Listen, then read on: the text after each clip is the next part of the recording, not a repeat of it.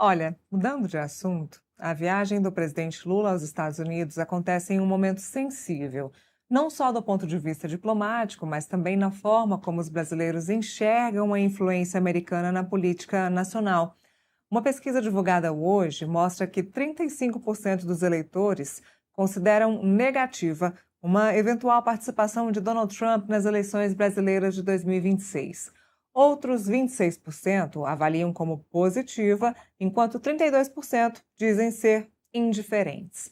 Entre eleitores de Lula, a rejeição a esse tipo de apoio é ainda mais expressiva.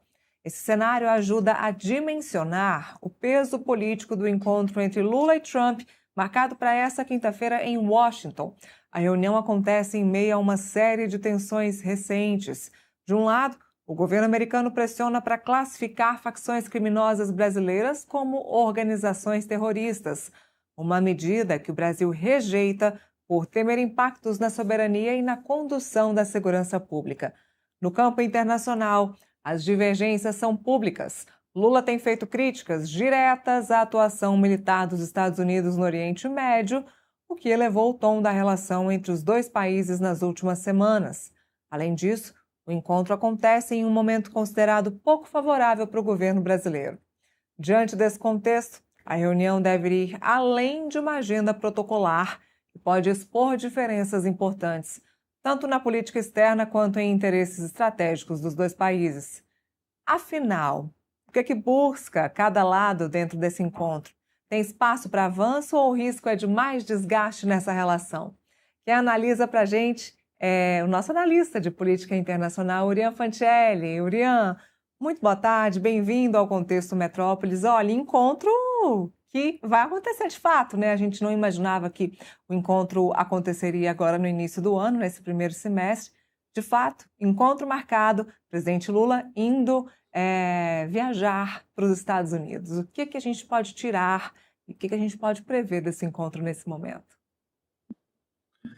Boa tarde, Neila. Boa tarde a todos. É um prazer estar aqui com vocês. Eu acho que tem diversos pontos para a gente analisar em relação a tudo isso. O primeiro deles tem a ver com, de fato, o cenário eleitoral brasileiro. Então, o presidente Lula ele precisava fazer essa visita antes mesmo que a corrida eleitoral começasse oficialmente, e havia até uma certa pressa para que isso acontecesse, porque o que a gente observou ao longo dos últimos meses foi meio que uma reaproximação do bolsonarismo ou de algumas figuras do bolsonarismo com outras figuras do trumpismo nos Estados Unidos. Então, era meio que necessário que o Lula fizesse esse movimento para, de fato, prevenir que figuras mais próximas ainda do núcleo duro bolsonarista fizessem esse movimento ainda antes. Então, meio que fez ali para, como se fosse marcar território de repente e tentar meio que também blindar o Donald Trump de uma influência ainda maior dessas figuras que buscam, de fato, desestabilizar essas relações que existem entre o Brasil e os Estados Unidos, visando ganhos políticos. Agora, o que essa pesquisa que foi divulgada mostra para a gente? Ela mostra que o apoio do Trump no Brasil ele é muito menos um trunfo eleitoral amplo e muito mais uma marca de identidade política, porque, no geral, aí, 35% dos eleitores que veem esse apoio como algo negativo contra 26% que consideram positivo, ok, isso vem, né, é trazido à tona, mas eu acho que o dado mais importante seja que aquele lá de que 32% dizem que isso é indiferente, ou seja, o Trump ele ainda mobiliza muito o eleitor mais ideológico, especialmente o eleitorado bolsonarista, mas ele não necessariamente organiza o voto da maioria da população brasileira, né? Então, eu acho que existe uma oportunidade para o presidente Lula do seguinte: se der certo, se não acontecer nada fora daquilo que é esperado pelo governo brasileiro, o Lula ele pode capitalizar em cima disso tudo, mostrando que, apesar de qualquer tipo de divergência ideológica, ele consegue ter um diálogo com o Donald Trump, o que seria muito importante para ele, eleitoralmente falando. Agora, ele vai conseguir manter todo esse canal aberto. Eu acredito que ainda existe um canal aberto, apesar dos últimos ruídos que têm surgido depois de um encontro que pode ser completamente inesperado, com elementos que surjam ali de última hora, que o próprio Trump traga de última hora para a conversa, porque também a gente já viu o que acontece quando o Trump ele se reúne com líderes de outros países no Salão Oval e quando ele está ali vulnerável a perguntas da imprensa também, né? E a gente já viu isso dando muito certo, como dando muito errado para diversas lideranças. Caso, por exemplo, o mais desastroso de todos, Volodymyr Zelensky, que em teoria era um dos maiores aliados dos Estados Unidos. Outro caso desastroso também, Cyril Ramaphosa, presidente da África do Sul, que passou por uma situação bastante constrangedora quando o Donald Trump exibiu alguns vídeos ali, inclusive com desinformação, nesses vídeos, informações enganosas. Então, eu acho que é para isso que a gente tem que olhar. Até que ponto os detalhes mínimos dessa visita ele está sendo costurado para blindar o presidente Lula daquilo que possam ser, talvez até mesmo armadilhas trumpistas. Aqui para as pessoas entenderem sobre por que a gente está valorizando esse assunto, Urian. O seguinte, há pouco tempo vimos o próprio Flávio Bolsonaro, que é senador e pré-candidato à presidência da República, participar daquele evento conservador nos Estados Unidos, falou bastante. Depois que ele voltou aqui ao Brasil, ele chegou a falar a respeito das terras raras, dos minerais críticos, que ele estava aberto a negociar isso com Donald Trump, e aí vieram as críticas da base do governo aqui brasileiro, Gleisi Hoffmann, Zé Guimarães e toda a base aliada do presidente Lula, dizendo que Flávio Bolsonaro estava pronto para vender o Brasil, que a direita brasileira estava pronta para vender o Brasil, negociar o Brasil, as terras raras e os minerais críticos. E aí começou mais uma vez aquele movimento de se falar sobre a soberania, que é um tema que deve sim ser abordado muito fortemente na campanha eleitoral do presidente Lula. E aí eu te pergunto, nesse momento que o presidente volta a falar sobre soberania e jogar a venda do Brasil, vender o Brasil no colo do Flávio Bolsonaro, é um bom momento de se encontrar com o presidente Donald Trump? Eu acredito que sim.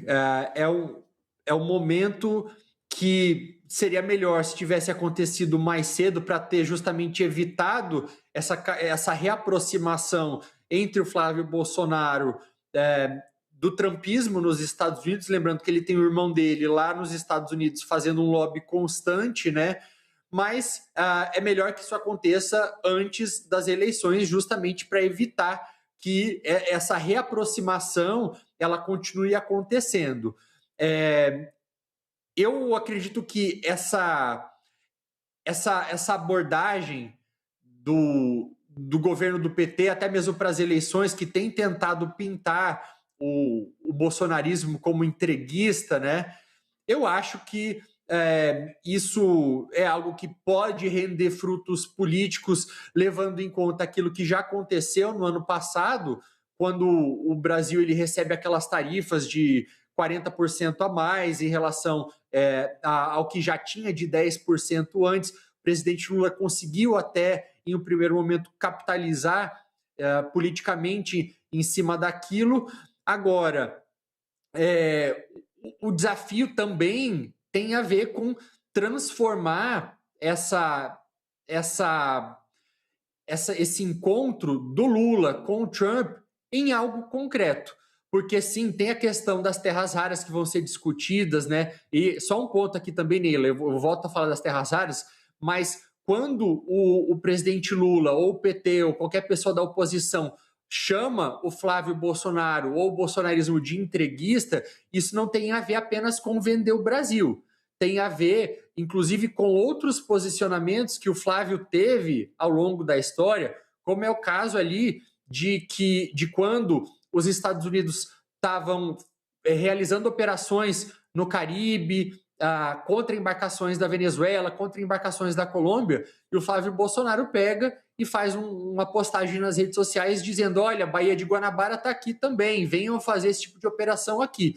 Então, não tem a ver só com você querer exportar ou vender matéria-prima de um país, não. Tem a ver com, de fato, você violar a soberania do país sobre o próprio território. Eu acho que é muito mais amplo, isso vai acabar sendo muito mais explorado nas eleições. Agora, em relação a terras raras, tem um desafio. Eu entendo que, quando a gente olha para a situação internacional, os Estados Unidos estão, de fato, procurando uma independência muito maior da China, que é o principal explorador, que tem a maior quantidade de terras raras no mundo. Cerca de 60% de todas essas terras raras estão na China. China tem 90% da capacidade de processar essas terras raras.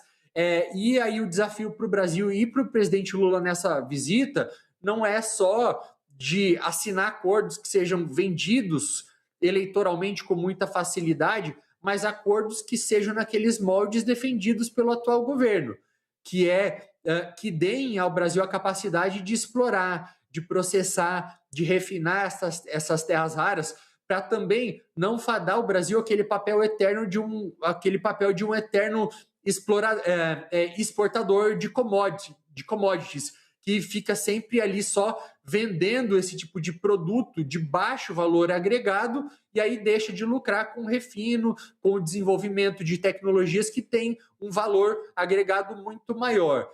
Então, será que ele vai conseguir fazer isso? E será que isso vai também ser aceitável para os Estados Unidos? A gente está falando sobre esse encontro como se houvesse algum desentendimento entre os Estados Unidos e o Brasil, e esse entendimento ele não aconteceu. Fato é que o presidente Lula, desde essa reunião que a gente está vendo aí, vem tentando marcar um segundo encontro com o presidente Donald Trump e não conseguiu. E aí, nessas últimas viagens que o presidente Lula vem fazendo, viagens ao exterior, o presidente Lula vem batendo bastante no presidente Donald Trump, e a gente até tinha feito um compilado, o Sam Pancher aqui no Metrópolis fez um compilado de todas as vezes que o presidente Lula bateu no presidente norte-americano nas últimas semanas, no último mês. E me parecia assim que ele queria chamar a atenção do presidente Donald Trump e mostrar a questão da soberania brasileira. Pois bem, conseguiu essa reunião. A gente pode dizer que é uma reunião, de fato, muito mais resolvedora, uma reunião de negócios, do que uma reunião política? Eu diria que não. Eu acho que tem os dois aspectos para os dois lados, né? Donald Trump ele está também com uma popularidade baixíssima nos Estados Unidos. Ele precisa de alguma forma também para a base eleitoral americana, para as pessoas que estão realmente bastante insatisfeitas com a atuação dos Estados Unidos na guerra, com a economia norte-americana. Ele precisa exibir algo de positivo. Então, não acredito que isso seja o suficiente para reverter a impopularidade do Donald Trump, longe disso, mas querendo ou não mostrar ali que ele tem uma proximidade com o país, com o Brasil, que é o quinto maior país do mundo, que tem a sexta maior população, está entre sempre ali as 10, 12 maiores economias, com a segunda maior reserva de terras raras. Isso acaba colocando o Trump também, eu acho que, numa posição de mostrar que, pelo menos aqui, em relação ao hemisfério ocidental, as Américas, que o Trump se propôs a ter um papel, uma influência e um controle maior, mostra que, pelo menos em relação a isso, nem tudo está dando errado para ele, né? Em relação ao presidente Lula, se ele conseguir mostrar que, apesar de todas essas divergências políticas, apesar, e sim, ele tem feito todas essas críticas, que ele consegue, ainda, apesar de tudo, continuar com um diálogo com Donald Trump e ser pragmático, isso tem um valor político que é bastante importante, né? Eu não acho que os dois lados agora, eles se moveriam apenas visando ganhos pragmáticos, se não tivesse um aspecto político ali por trás, tanto pela situação bastante delicada do Donald Trump nos Estados Unidos agora, com a sua baixa popularidade, quanto também o Lula, por se tratar de um ano de eleição e de um momento também no qual ele coleciona algumas derrotas internas aqui no Brasil, né? Como é o caso, por exemplo, da rejeição do indicado dele para o STF. Então, tem um elemento político, mas talvez exista uma máscara de pragmatismo que esses movimentos políticos eles precisam vestir de certa maneira, Neila. Bom, vamos aguardar. Nos resta aguardar o resultado dessa reunião, que foi rápida, né? Marcaram rápido, já vai viajar rápido. Essa semana a gente já tem resposta dessa reunião. A gente conta com você nessa semana ainda para analisar o contexto do que foi resolvido nessa reunião entre Donald Trump e o presidente Luiz Inácio Lula da Silva. Oriana Fancelli, obrigada pela análise aqui no Contexto Metrópolis. Imagine, eu que agradeço e a gente se fala durante a semana. Até!